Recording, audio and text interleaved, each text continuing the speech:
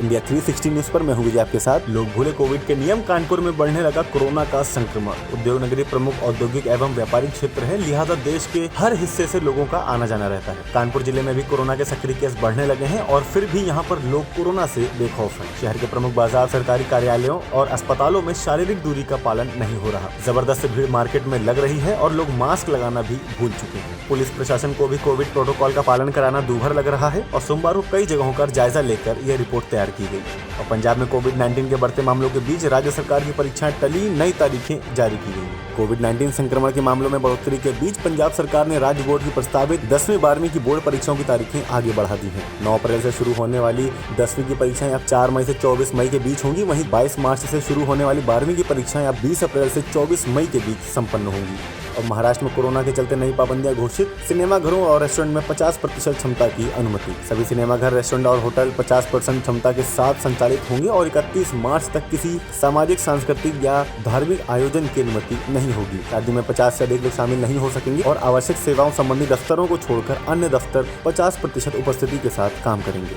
संविधान सभा का हिस्सा रहे 107 वर्षीय केवल कृष्ण ने लगवाया कोविड-19 का टीका और उनके बेटे अनिल के अनुसार मार्च 2020 में लॉकडाउन लगने के बाद केवल कृष्ण पहली बार वैक्सीन लगवाने के लिए ही घर से बाहर निकले हैं। और आपको बता दें कि उनके पिता राज्यसभा के उप सचिव भी रह चुके हैं। और रेलवे पुलिस ने खारघर स्थित छात्रावास से लापता हुए 23 वर्षीय मेडिकल छात्र को नासिक के एक पवित्र बौद्ध स्थल से बरामद कर लिया है। 9 मार्च को छात्रावास छोड़ने वाले छात्र के दोस्तों ने पुलिस को बताया था कि उसका अध्यात्म के प्रति झुकाव है और पुलिस को वह छात्र पवित्र बौद्ध स्थल पांडवलेनी गुफाओं में आराम करते हुए मिला।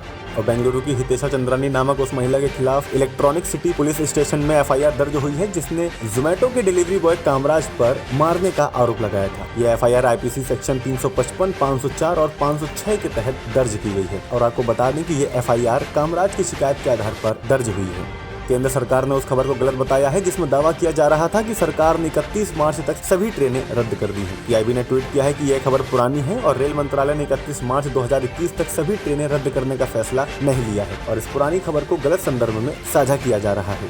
गाजियाबाद पुलिस ने एक लड़की द्वारा अन्य लड़की को कंधे पर बिठाकर बाइक से स्टंट करने का वीडियो वायरल होने के बाद संबंधित बाइक का करीब 11,000 रुपए का चालान किया है। आईपीएस अफसर दीपांशु काबरा ने ट्वीट किया कि यह कोई समानता नहीं है और दुर्भाग्य की बात यह है कि युवा इन हरकतों को कूल मानते हैं।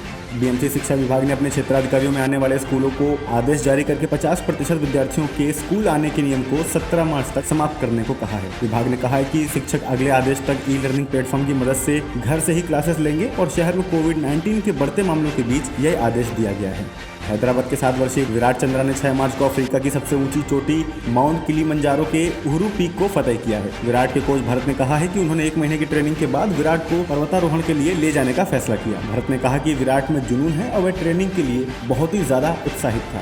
गुजरात सरकार ने अहमदाबाद, बड़ोदरा, सूरत और राजकोट में 17 से 31 मार्च तक रात 10 बजे से अगली सुबह 6 बजे तक रात्रि कर्फ्यू का ऐलान किया है। 16 मार्च तक रात्रि कर्फ्यू की पुरानी समय अवधि करीब रात 12 बजे से अगली सुबह 6 बजे तक जारी रहेगी। वहीं आवश्यक सेवाओं के लिए कर्फ्यू में छूट दी जाएगी।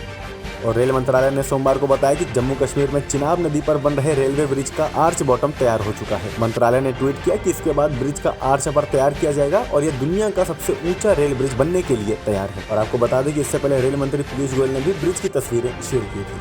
ब्रिटिश पीएम का भारत का दौरा। अप्रैल के आखिरी में भारत आएंगे बोरिस जॉनसन। यूके के यूरोपियन यूनियन से बाहर होने के बाद यह उनकी पहली इंटरनेशनल ट्रिप होगी। एक न्यूज एजेंसी के अनुसार यूरोपियन यूनियन से ब्रिटेन के बाहर निकलने के बाद बोरिस की यह पहली बड़ी अंतर्राष्ट्रीय यात्रा होगी और इससे पहले उन्हें भारत के 72वें गणतंत्र दिवस पर मुख्य अतिथि के तौर पर आमंत्रित किया गया था, लेकिन ब्रिटेन में कोरोना के बढ़ते मामलों के मद्देनजर उन्होंने अपनी यात्रा रद्द की थी। कोरोना का कहर लगातार दुनिया भर में जारी है। मार्च के 15 दिनों में करीब 61 लाख से ज्यादा केस आए सामने। स्पेन, पुर्तगाल ने भी एस्ट्राजेनेका की वैक्सीन पर रोक लगाई। 12 मार्च को सबसे ज्यादा करीब लगभग 5 लाख कोरोना संक्रमित केस आए और इन 15 दिनों में अब तक 61,04,599 संक्रमित मरीज मिले, जबकि 1,27,043 लोगों की मौत हो चुकी है। और उधर एस्ट्राजेनेका ऑक्सफोर्ड की कोरोना वैक्सीन पर रोक का सिलसिला देश दर देश बढ़ता जा रहा है और सोमवार को स्पेन और पुर्तगाल ने भी इस पर कुछ समय के लिए रोक लगा दी है।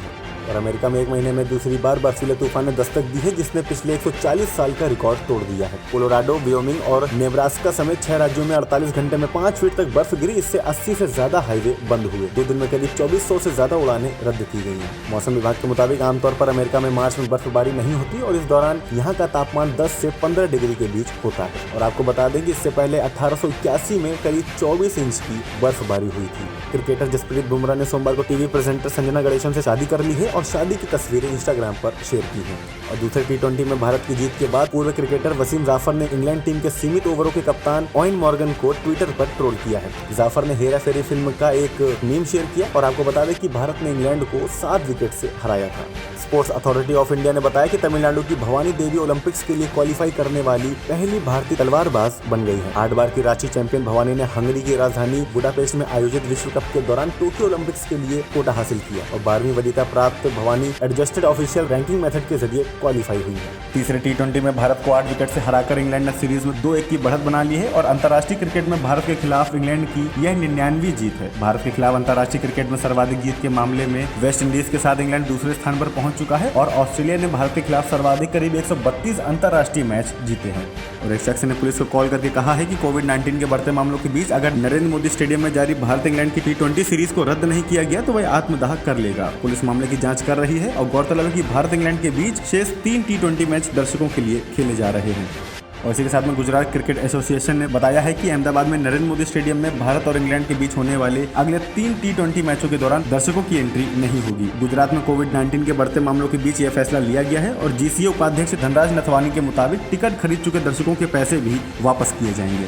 और बीएमसी ने सोमवार को एक्ट्रेस गौहर खान के खिलाफ कथित तौर पर कोविड-19 पॉजिटिव होने के बावजूद एक फिल्म शूट के लिए बाहर जाने को लेकर एफआईआर दर्ज की है। बीएमसी ने एफआईआर की कॉपी शेयर करते हुए लिखा कि ये नियम सभी पर एक समान लागू होते हैं। हम नागरिकों से सभी गाइडलाइंस का पालन करने की अपील करते हैं।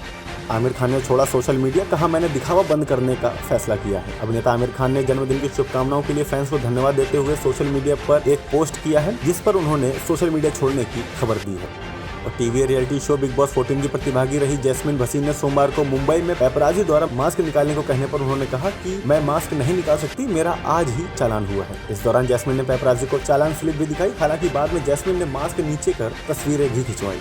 और इसी के साथ में मौसम की खबर, चक्रवाती हवा ला रही है पहाड़ों की ठंडक, अधिकतम और न्यूनतम तापमान में उतार चढ़ाव जारी है। शहर में मौसम का मिजाज भांपना मुश्किल हो रहा है, कभी तेज धूप और गर्मी सता रही है तो कभी हवाएं ठंडक का एहसास करा रही है। बीते 2 दिनों से तेज गर्मी के बाद अब मौसम विभाग बारिश के आसार जता रहा है। वहीं पहाड़ों से आने वाली चक्रवाती हवाएं मैदानी क्षेत्रों में ठंडक ला रही हैं। बादलों की विदाई के बाद तापमान में कमी, गर्मी से लोगों को मिली निजात। ठंड का जो भी असर बचा हुआ है वह इसी पखवाड़े से बचा रहेगा। इसके बाद ठंड की पूरी तरह से विदाई हो जाएगी और गर्मी का असर धीरे धीरे वातावरण में अपना प्रभाव जमाने लगेगा। आगे की अपडेट के लिए देखते रहिए इंडिया 360 न्यूज, खबर दिन भर की।